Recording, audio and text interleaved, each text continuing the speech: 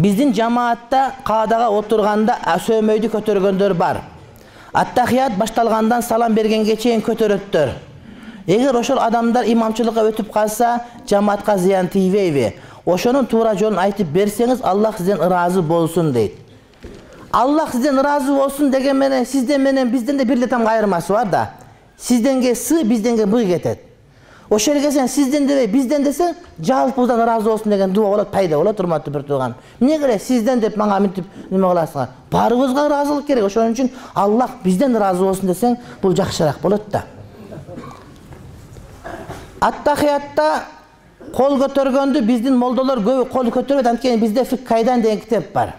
Ошол жерде ахлу хадистин тарикасында кол көтөргөн болбойт деп ачык эле айтылат да.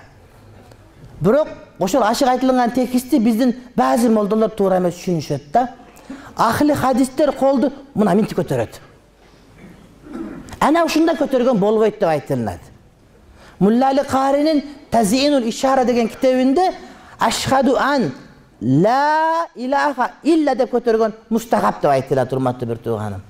Көтөрө алсаң ушинтип көтөр. Ашхаду деп туруп, ан деп туруп, ла дегенде шпалак менен аты жок бүгүлөт дагы, ортон кол менен баш бармак шакек болот дагы, мына сөймөй көтөр. Ашхаду ан ла илаха илля дегенде кайра чүрүлөт дагы, салам бүткөндөн жазылып кете берет. Мына ошол Ханафи мазхабтагы мустахаб амал. Эптей алсаң.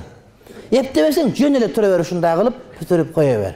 Анан момундай кылганың ошо фик кайданидеги ахли хадисте кылып кайра титирет көтөргөнүң болбойт деген мана ушу.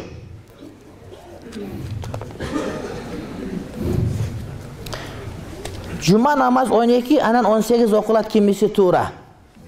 Экөө тең туура. Кандай экөө тең туура? Эгерде бир өрөөндө бир эле жума окулуп атса, 12си тууру. Бир өрөөндө бирден ашык жума окулуп атса, анда 18и тууру.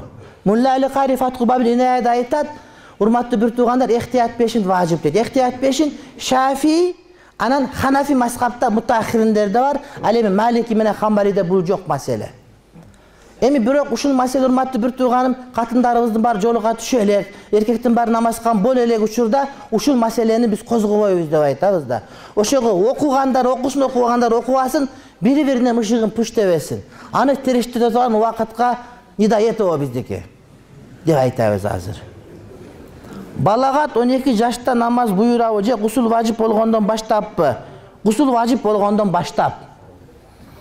Бирок бирөө 18-ге гусул важип болбосо эмне кылат десе, жок, 15ке баштап гусул важип болбосо дагы гусул важип болду деп түшүнө беребиз.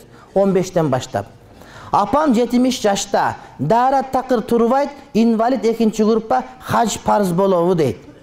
Басып барганга жараса болот, басып барганга жарабаса, барганга жарабаса болбойт.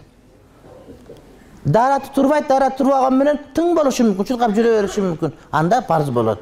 Памперс кийип бара берет.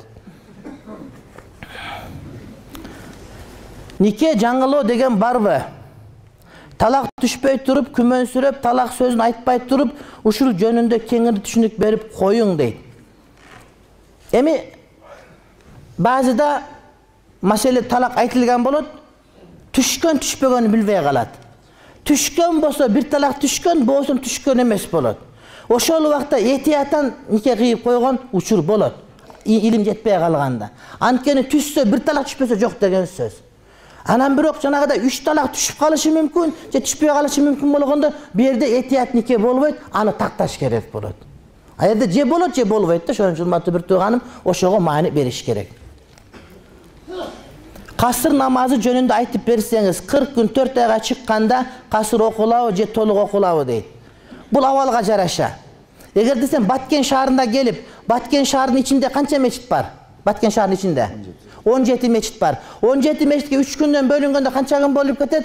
40 күн бүтүп кала турган болот. 40 күндүн ичинде 15 күндөн көп Баткен шаарынын ичинен чыкпасаң толук окуйсуң.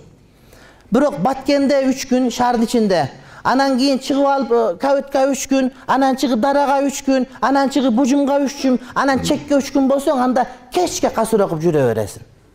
Айылдар өз айыл өкүмүндө. Алар шаар өкүм эмес. А шаардын ичинде чыкпай жүрө турган болсоң, анда 15 күндөн көпкө болсо, анда толук окуйсуң, чыгаар менен касыр окуйсуң. Биздин айылда eski мечиттин жанына жаңы мечит курулду.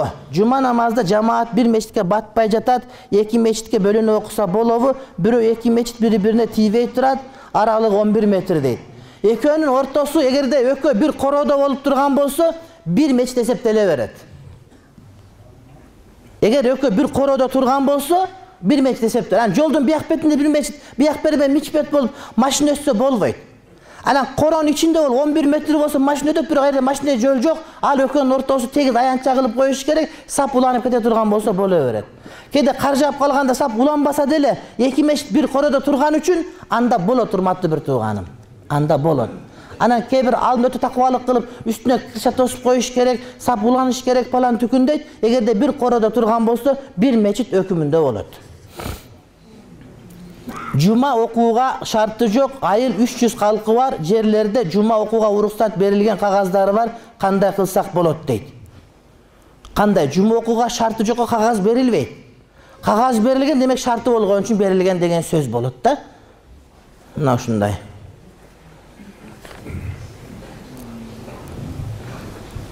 Мечитибиз алыс, балагатка жеткен уул бала 60 жаштан ашкан аял кишиден Куран китебине сабак алса болобу? Болот, бир канча балдар чогуп алса, апасынан сабак алгандай боло берет. Айша энебизден сабак алышкан.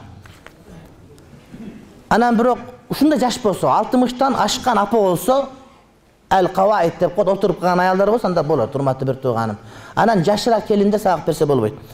Багымдат намазынан кийин күн чыгып келе жатканда Куран китебин окуса болобу? Макурда окуту, макур эмес боло берет. Болгону асырдан кийин шамга чейин Куран китеп окуганды макур деген сөздөр бар.